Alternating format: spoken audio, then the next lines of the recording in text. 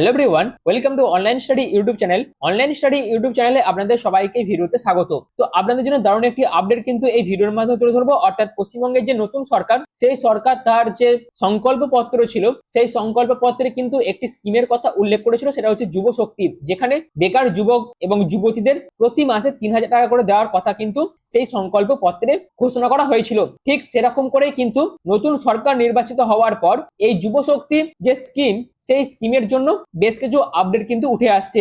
সেখানে আপনারা কিভাবে ফর্ম ফিল আপ করবেন, কি কি যোগ্যতা লাগবে ফর্ম ফিল আপ করার জন্য, কারা কারা এই টাকাটা পাবে, সমস্ত কিছু নিয়ে ডিটেলসে আলোচনা করব এই ভিডিওর মাধ্যমে। তো আপনারা পুরো ভিডিওটি প্রথম থেকে শেষ পর্যন্ত কমপ্লিট দেখুন, যেখানে যুব শক্তির যে স্কিম আছে সেই স্কিমের যাবতীয় খুঁটিনাটি আপডেট সমস্ত কিছু আপনারা কিন্তু ভিডিওর মাধ্যমে পেয়ে যাবেন। তো মূল ভিডিও যাওয়ার আগে আপনাদের কাছে একটাই রিকোয়েস্ট, যদি চ্যানেল নতুন হয়ে থাকেন সেক্ষেত্রে এই ধরনের বিভিন্ন ইনফরমেটিভ ভিডিওর আপডেট পাওয়ার জন্য চ্যানেলটিকে এখনই সাবস্ক্রাইব করে পাশে থাকা বেল আইকনটি অল করে রেখে দিন, যাতে যে কোনো ধরনের ভিডিওর আপডেট সবার আগে পেয়ে যেতে পারেন তার জন্য। তো চলুন বিস্তারিত তথ্য নিয়ে আমি মূল ভিডিওতে চলে যাচ্ছি।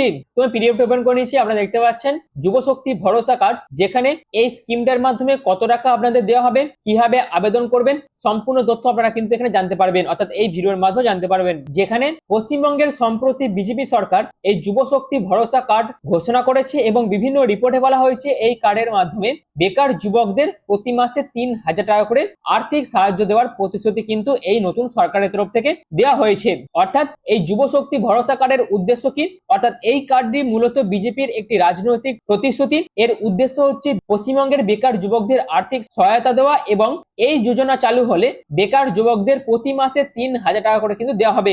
এবং এই সুবিধাটা কারা পাবে? যেখানে এখনো পর্যন্ত প্রকাশিত রিপোর্টে বলা হয়েছে এই সুবিধা আনএমপ্লয়েড ইউথদের জন্যই কিন্তু ঘোষণা করা হয়েছে, তবে একটি নির্দিষ্ট বয়সসীমা, শিক্ষাগত যোগ্যতা, family income limit, meritorious status, caste based rule ইত্যাদির কোনো পূর্ণ অফিসিয়াল গাইডেন্স কিন্তু এখনো কিন্তু সরকারের তরফ থেকে প্রকাশিত করা হয়নি।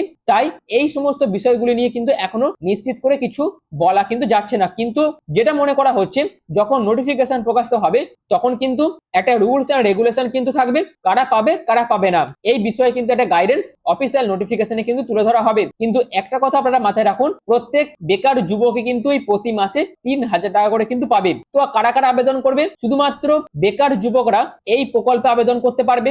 আবেদনকারীকে অবশ্যই পশ্চিমবঙ্গের স্থায়ী বাসিন্দা হতে হবে, এবং শিক্ষাগত যোগ্যতা যেটা রাখা হয়েছে আপাতত মাধ্যমিক পাস, এটা পরবর্তীকালে কিন্তু চেঞ্জ হলেও হতে পারে। এছাড়াও আবেদনকারীর বয়স সীমা 21 থেকে 40-এর মধ্যে হলেই আবেদন করতে পারবে, এবং অবশ্যই যে আবেদন করবে সেই ব্যক্তির কিন্তু ব্যাংক অ্যাকাউন্টের সঙ্গে ডিবিটি লিংক কিন্তু থাকতে হবে, অর্থাৎ ডাইরেক্ট বেনিফিট ট্রান্সফারের লিংক কিন্তু সেই ব্যাংক অ্যাকাউন্টের সঙ্গে থাকতে হবে। অর্থাৎ ব্যাংক অ্যাকাউন্টের সঙ্গে আধারের ডিবিটি লিংক থাকতে হবে, যদি থাকে তবেই আপনাদের ব্যাংকে কিন্তু টাকা ঢুকবে, আদারওয়াইজ কিন্তু ঢুকবে না। এই বিষয়টা আপনাদের মাথায় রাখতে হবে। এছাড়াও কোনো ধরনের সরকারি চাকরি বা বেসরকারি চাকরি করলে এই প্রকল্পের টাকা কিন্তু পাওয়া যাবে না, সেটা কিন্তু আগেই জানিয়ে দেওয়া হয়েছিল।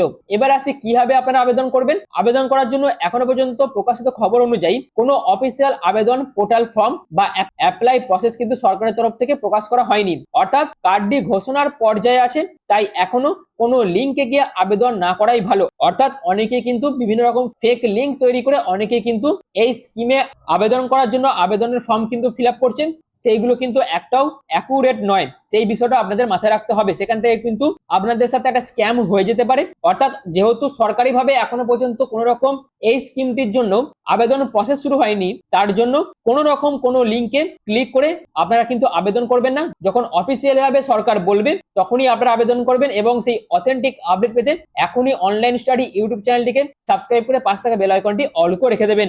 এছাড়াও রাজ্য বিজেপি সরকারের তরফ থেকে ঘোষণা করা হয়েছে খুব শীঘ্রই কিন্তু এই প্রকল্প চালু হয়ে যাবে এবং ফর্ম ফিল আপও কিন্তু শুরু হয়ে যাবে। সম্ভবত কাল যেহেতু ফার্স্ট ক্যাবিনেট মিটিং আছে, সেই ক্যাবিনেট মিটিং এ কিন্তু এটা নিয়েও কিন্তু বিভিন্ন রকম কথাবার্তা চলবে, এবং তারপরে যেটা মনে করা হচ্ছে এই স্কিমটির জন্য অফিসিয়াল নোটিফিকেশনও কিন্তু প্রকাশিত করা হবে। এছাড়াও এখানে কিন্তু দুখানা পদ্ধতিতেই আবেদন ফর্ম ফিল আপ করা যাবে, একটা হচ্ছে অনলাইন প্রসেস, একটা হচ্ছে অফলাইন প্রসেস। যেখানে অনলাইন প্রসেসে আবেদন করার জন্য প্রথমে আপনাদের একটি অফিসিয়াল ওয়েবসাইটে ভিজিট করতে হবে, যেটা হচ্ছে যুব শক্তি ভরসা কার্ড। এরকম একটি ওয়েবসাইট কিন্তু সরকারের তরফ থেকে লঞ্চ করা হবে, এবং সেখানে গিয়ে অর্থাৎ সেই অফিসিয়াল ওয়েবসাইটে গিয়ে মোবাইল নাম্বার দিয়ে আপনাদের রেজিস্ট্রেশন করতে হবে। তারপর আপনাদের personal details, address details, bank details, education qualification ইত্যাদি সঠিকভাবে দিয়ে আপনাদের ফর্মটা ফিল আপ করতে হবে। তারপর ফর্মের সাথে যাবতীয় ডকুমেন্টস যা যা আছে সবকিছু আপলোড করতে হবে। তারপর আপনাদের সমস্ত কিছু ভেরিফাই করে চেক করার পর আবেদন ফর্মটি ফিল আপ করে সাবমিট করতে হবে। তো এই হচ্ছে অনলাইনে অ্যাপ্লিকেশন ফর্ম ফিল আপ করার যাবতীয় প্রসেসটা।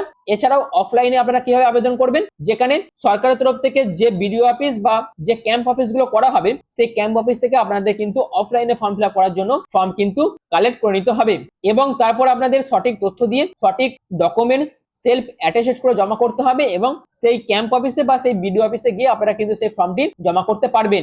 এছাড়াও আপনারা যখন ফর্ম জমা দেবেন, সেই ফর্ম জমা দেওয়ার যে রিসিপ্ট কপি সেটা কিন্তু অবশ্যই সংগ্রহ করবেন, আদারওয়াইজ আপনারা কিন্তু পরবর্তীকালে স্ট্যাটাসটা চেক করতে পারবেন না। এবার আসি কি কি ডকুমেন্টস আপনাদের লাগতে পারে, যেখানে আধার কার্ডের প্রয়োজন আছে আইডি প্রুফ হিসেবে, তার পাশাপাশি অ্যাড্রেস প্রুফ, ভোটার কার্ডের ডকুমেন্টস কিন্তু আপনারা অ্যাড্রেস প্রুফ হিসেবে জমা করতে পারেন। তারপর এজ প্রুফের ডকুমেন্টস, যেখানে জন্ম সার্টিফিকেট অথবা মাধ্যমিকের অ্যাডমিট কার্ডের ডকুমেন্টস আপনাদের জমা করতে হবে। তার পাশাপাশি ব্যাংক অ্যাকাউন্ট ডিটেলস এবং সেই ব্যাংক অ্যাকাউন্টের সাথে অবশ্যই ডিবিটি লিংক থাকতে হবে, এডুকেশন সার্টিফিকেট এবং আনএমপ্লয় রিলেটেড ডকুমেন্টসও আপনাদের কিন্তু লাগতে পারে। তো এই সমস্ত বিভিন্ন ডকুমেন্টসের কিন্তু প্রয়োজন আছে আবেদন করার জন্য। তো এই তো হচ্ছে পুরো বিষয়টা।